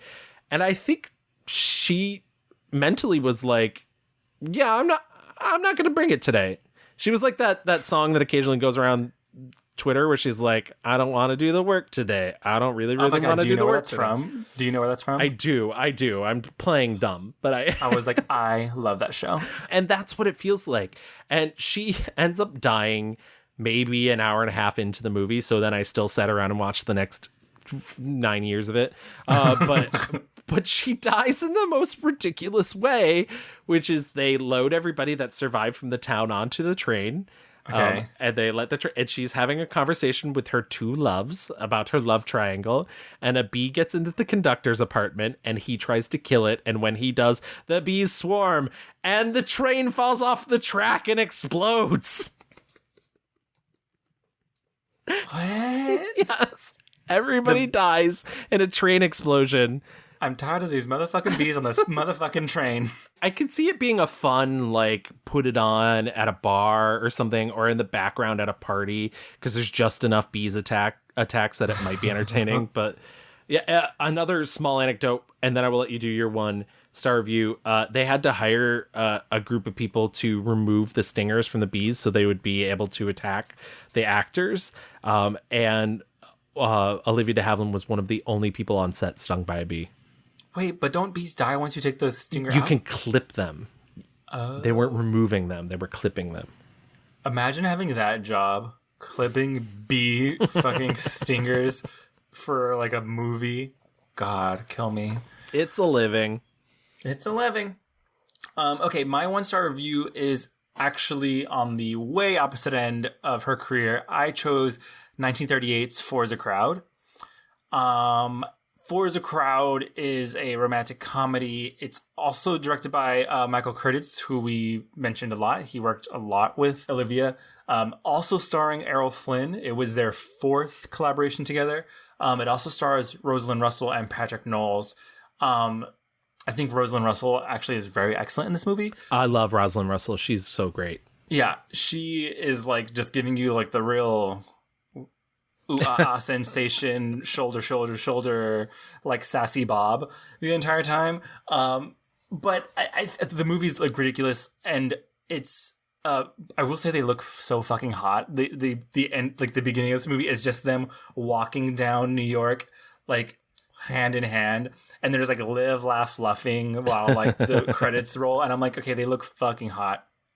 But okay, so Olivia plays Lori, who is the granddaughter of like this big businessman in New York.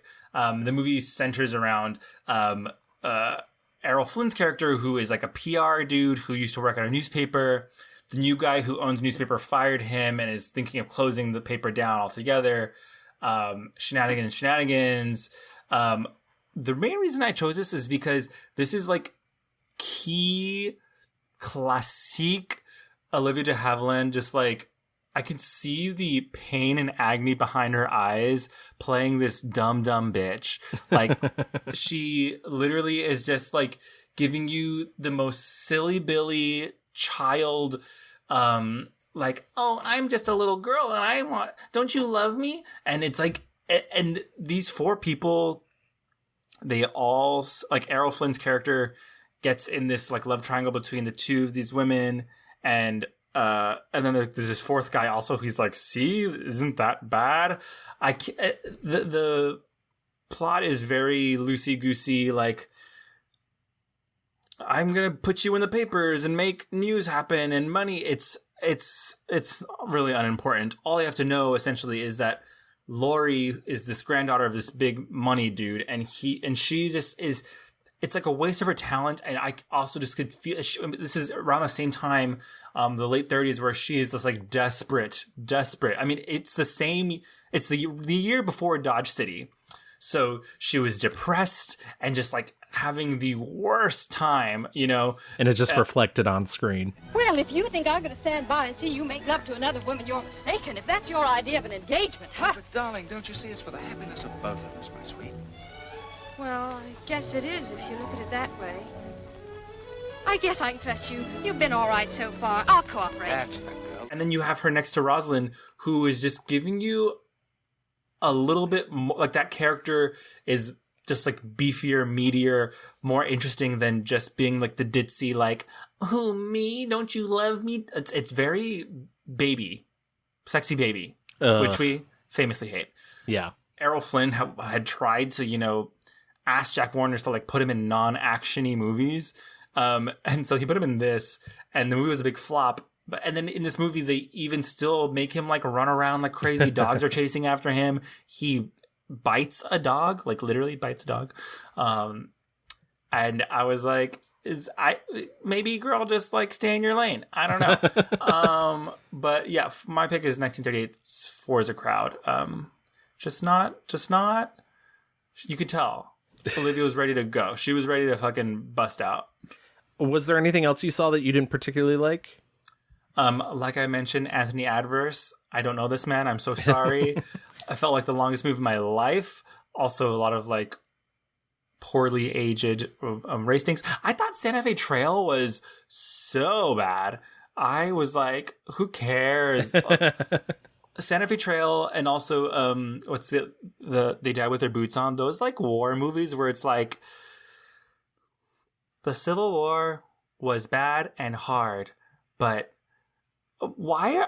I mean, I don't know. All these movies that I saw for this episode specifically, they're like about the South and how the North is bad, and I'm like, what the fuck? Did Hollywood have like this crazy like romance with the South and like how things used to fucking be?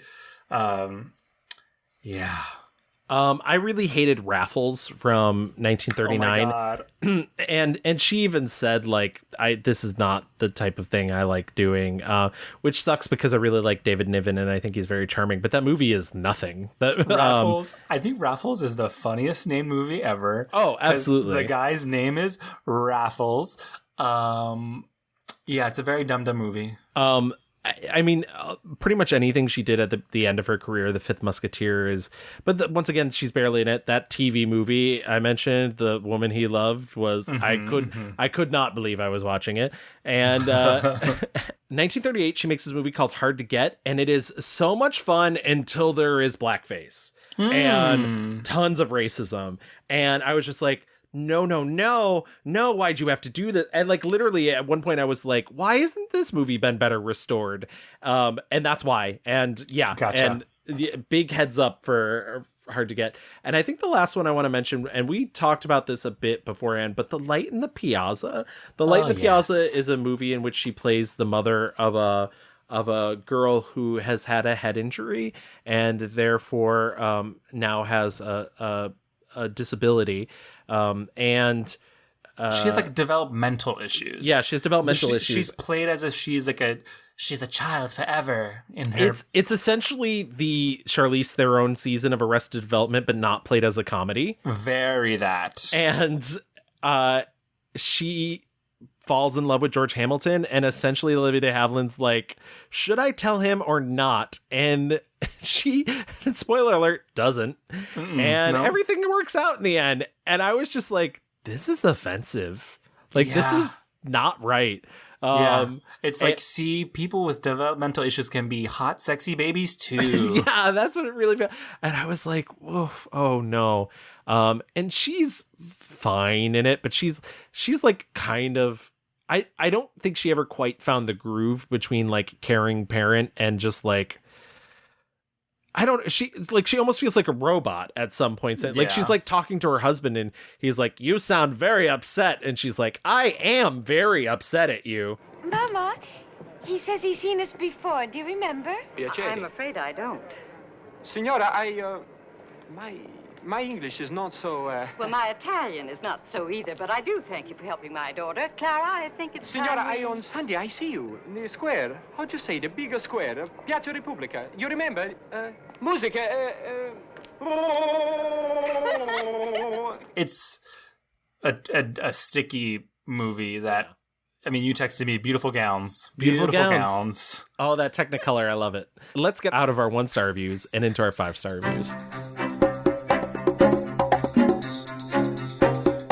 I think that truly that 5-6 year period at late 40s, early 50s is just like the gold mine for it's banger Olivia. after banger after banger. Yeah. And I have to go with 48's The Snake Pit. It's just so fucking good. It's very good. Good. She's just like in complete control of all of her, powers. And from the opening bit of the movie where she's just sitting on the bench and she's hearing voices and she's reacting to everything, and she is able to like walk the line between like oh no, I remember who I am. But then like there's confusion, like, wait, where am I and what's going on? And no, I am married, but what? And she's just, and she plays, there's such a wide array of emotions. What's crazy, what I did think when I was watching this, I was like, this is the movie that Gothica wanted to be. Oh no. Because this movie does have some like really effective visual things that go on when she says like I felt like I was in a snake pit, and like the camera just like goes up all over it. The movie is very stylish. It's frightening for sure. But she has such a warmth and really grounds the entire movie so it doesn't like fly off the rails.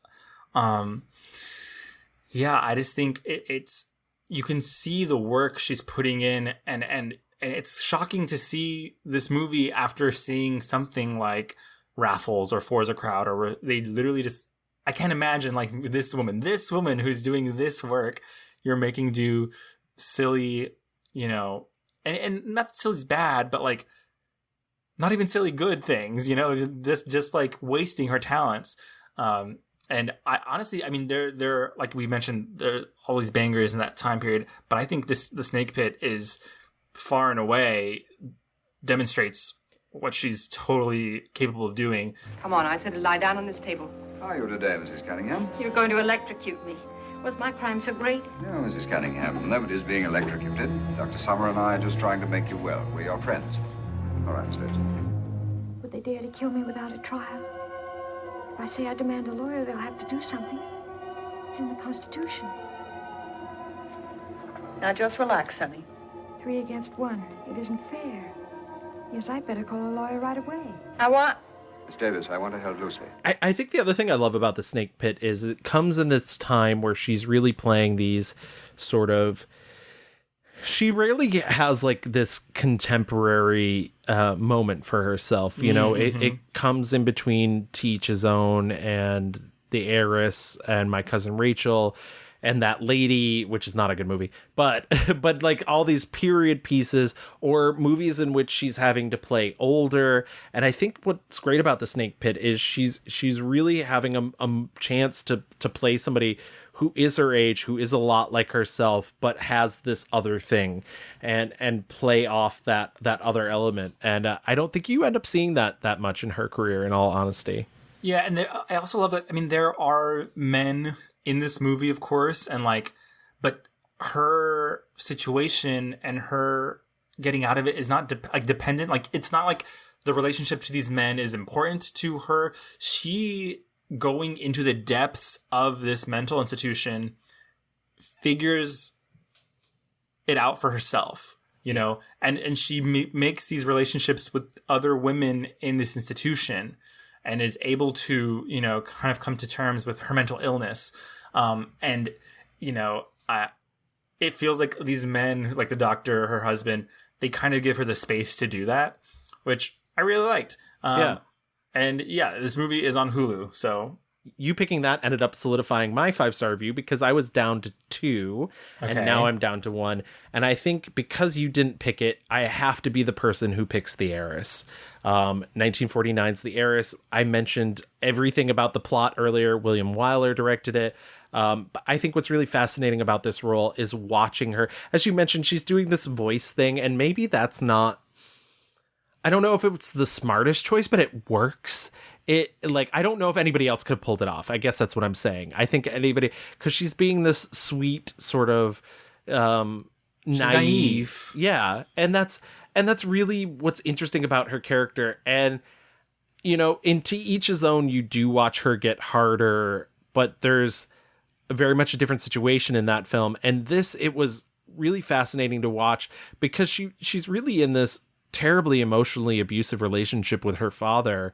Mm-hmm. And you're really watching somebody's soul die. She thinks she falls in love with the first man she sees, and he might in fact be just an awful human as well. He might be maybe not as bad as her father, but certainly could be if the relationship progressed in a weird sort of way. And it's interesting because you get to watch her change. it's inadvertent, and so I think it's a little unfair to be like she's the cause of her father's death, but like she pushes her father mentally to a place that makes it easier for him to die. Honestly, good. Fuck him. Yeah, and I think that's really fascinating to watch her go from this innocent to this. Right. I think like corrupt isn't the right word, but that's sort of what's coming to mind. It's like the loss of innocence. Yeah, because it's not like.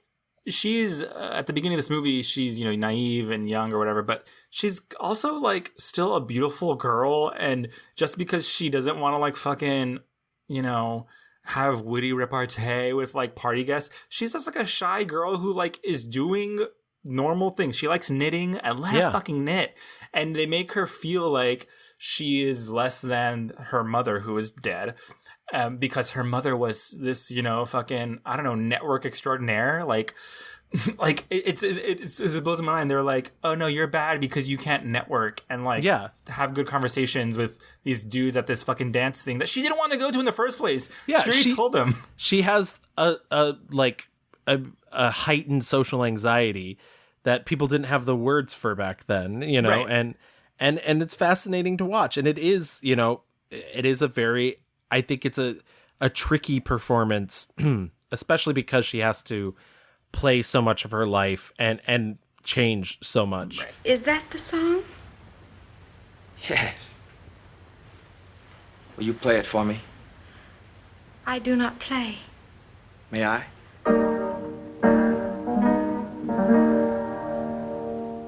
Can you hear me way over there? On my 10th visit, you might even sit here. Mr. Townsend, you are very bold. Between her father and this man who may or may not be telling her the truth, she's made a fool. And so she really just like kind of crusts over and like hardens up, as opposed to like in To Each His Own. She was never like, she had the affair. She had the one night stand, right. She was not innocent. No. She just kind of is like dealing with her own decisions. In this, it is truly like, look what you fucking did with me. Like, you know? Yeah. Like you did this to me. And it all culminates, and I won't spoil it for you, but it culminates in one of my favorite endings in cinema history. And so fucking good. But yeah, I truly believe she deserved the Academy Award for that, and I'm glad she got it. And that's The Heiress. Shout out to Aaron Copland's music in The Heiress. So fucking good too. So good. So good. So was there anything else you saw that you particularly liked? Before you even jump in, my other 5-star review would have been To Each His Own, and I know you didn't love it, but like, oh my god, when I say I cried, by the way, and if you've been listening to this podcast for a while, I'm an easy mark when it comes to emotions, but it gets to the end of that movie, and I was like, she's his mom. Yeah, so like, trust me, if you're in the mood for a classical tearjerker, it's there. I really liked Strawberry Blonde. I like Strawberry Blonde a lot. It's too. It's a fun, again, like if you're gonna make a silly movie, like give her something to do, make it fun. And Strawberry Blonde really felt like that to me. Gone with the Wind is a movie that exists that people love. I feel like it'd be hard for us to not say it's Gone with the Wind in her 5-star reviews, but also she is very good. I agree with everything you're saying. She is very good, but it is a racist movie, and but also it is a spectacular, like looking at it is like kind of stunning. I will say also that I just keep trying to impress this on people too. When you say it's a racist movie, it was also an incredibly liberal movie for its time period, and just to show you how some things have changed, and not everything obviously is for the better, and not everything is fixed. But I do think it does say something that Gone with the Wind is from a liberal perspective. Right. And you see that in the movie when it's like you don't see any treatment of slaves like poorly, like, and we get Butterfly McQueen, who I love, and it's. So yes, but looking at it now is very jarring. Yeah. And I will say to HBO Max's, I don't know, giving them some props. They do a very nice, warmer startup thing. When you press play, one of their black executives comes out and says, "Hey guys, this movie is complicated," and it's not just like a little like card. She talks about the historical context of the movie, which I really appreciated, and I thought it was handled really well. And like I literally started this movie at like 9 o'clock one night. And I know. Dan turned to me and was like, "Louis starting this at 9 o'clock." So yeah, I went to bed at 1. But she is very good. All that to say, Olivia de Havilland is very good in this movie. But it is a ride and a half. I really love The Great Garrick, but I'm a huge mark for James Whale anyways, as it is. The Adventures of Robin Hood, I do think is maybe the highlight of the whole Errol Flynn, Olivia de Havilland thing. I think they have so much chemistry, and they don't even have that many scenes together, but when they really spark in that movie, they really spark. And also, I just mentioned Dan, shout out to Dan Walber, who has a weekly production design column over at the Film Experience. He did an entire write-up of the production design of The Adventures of Robin Hood, and I think it's worth your time. Yeah, that movie, I mean, that movie is made for that type of analysis because it is gorgeous. Yeah, absolutely. But I think that wraps up our reviews. Why don't we get into the fast forward?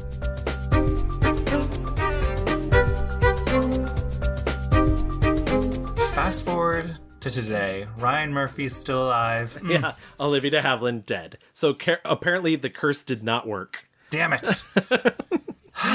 She was supposed to live for another 10 years. But yeah, it's hard to do a fast forward. We've run into this a couple times. I mentioned Cary Grant, our Vincent Price episode, our Joan Crawford episode. It's hard to be like, moving forward, what do we want from this actor? But I think what's great is I think she made her mark both as a performer and setting a legal precedent that is still enforced to this day. And I think that's really fascinating and says a lot about her and who she was. And I don't know, I'm just very happy that we got her for as long as we did, even if she wasn't doing as much work, even if she was just kind of living as a Hollywood luminary. The scene of her walking out at the 75th Oscars and everyone standing up, and she's in that like gorgeous blue thing. She has like big white hair. I mean, it's just like, we don't have a lot of those moments anymore, I don't think. Yeah. And because it really feels like she's royalty. Yeah. And part of that is manufactured mystique on her part. Part of that is she lived so long, but 90% of it is that she worked hard and she was talented. And those things really paid off. I feel bad because it feels superficial to say this. It doesn't hurt that she was gorgeous. Yeah. And she was gorgeous from moment A to the end of her life. She was a beautiful older woman. She was a 5'2" when I Dance with You, tiny little firecracker of a woman. And what I think, speaking of like impression, it's just like to know oneself that well. I've always said this, like, I think it's always just like, oh my God, I still don't know who I am. I don't know who Gavin is. She was 18 years old when she burst onto the scene and very quickly realized, like, I'm better than this, I'm more than this, and I want to do more, and I can do more. And she proved over and over again she could. Like, literally, she had the receipts, like the Oscar receipts, and was like, this is not working, and I can't keep doing this. I either need to change the situation or I need to go. And bitch, she did both. She changed it, and then she left. And if... we said she incurred so many legal fees. Back in the day, that was a lot of fucking money. And she was not like the #1 box office star. Right. Anyone else could have done this. A man should have done this. When she shows up to the Oscars, the 75th Oscars, and people stand up, it's because she changed the way Hollywood worked. And it wasn't, like a wave of people. It wasn't her and other people. It was just her. She paid for it, and not only in money, but in time lost, she, but God bless her, like, she made it work, and she also reaped the benefits. After that, she, brought the people that she wanted to work with to make To Each His Own. She did the work to make, the Snake Pit and The Heiress. For The Heiress, didn't she say she had seen a production she saw of the it? play. Yeah, and said, someone get the rights, get the air rights. Yep. and that's really what it is. And she, prophecy come true. she did put in the work and she got rewarded for it. She was a success because she put in the hard work. Right, and not only was she a success, but she said she got what she wanted, which was respect. Respect, exactly. And so she got both. She stands out from, I think, to me, like the other Golden Age, and to be fair to other Golden Age actresses, I'm not the fucking expert, but to me, and you know, from Joan to her, in these 2 episodes we've done, you know, I think Joan probably was like the sassier girl who had a little more like fire, but Olivia was able to do those roles, but also really made a difference in this community and in this profession that she loved. And that's the difference. And I think that's why people really hold her in such high esteem. It's just, you don't come along every day where someone literally changes the entire industry that you work in. Absolutely. And certainly not something like Hollywood, which is, you know, fucking famously a garbage place to work. But it's good because we're going right back to the studio system. So, hey. Yay. Oh my God, you're right. Right. Yeah. It's okay. It's okay. I don't want to end on that note. I want to say you're correct. Everything that you just said, Olivia de Havilland, amazing. Thank you for doing everything you did. Yeah, and God, I wonder if we will get any more like her. You know? Yeah. She is truly one of a kind. So sorry, Joan Fontaine. Not Joan Fontaine. Whoops. Or so we're doing her episode next, or. But I think that wraps up Olivia de Havilland. Thank you so much for listening to us this week. If you want to find us online, there are a myriad of ways of finding us. If you want to find us on Twitter, you can find us at The Mixed Reviews. We're also on Facebook. Just type in The Mixed Reviews. You can email us at reviewsmixed@gmail.com. We're also on Instagram at _mixed_reviews. And you can listen to us just like you have been doing on several podcast apps, all the major ones. We got Apple Podcasts, we got Stitcher, Spotify, Google Play Music, Amazon. And if you listen to us on Apple Podcasts, please leave us a rating and review, a nice little 5-star rating, and write a little nice words about us, and we'll read it on air. Yes, we love that. Again, shout out to Susan and Ireland. Thank you guys for listening. We appreciate you guys. Wear your masks. Wash your hands. Fight the power. Donate. And we'll see you guys next time. Bye. Bye. Since you've gone away, guess I'm just a lazy Toluda-Rixie, Toluda-Ritza, Toluda-Ritzy, redondo. when my dream boat comes home.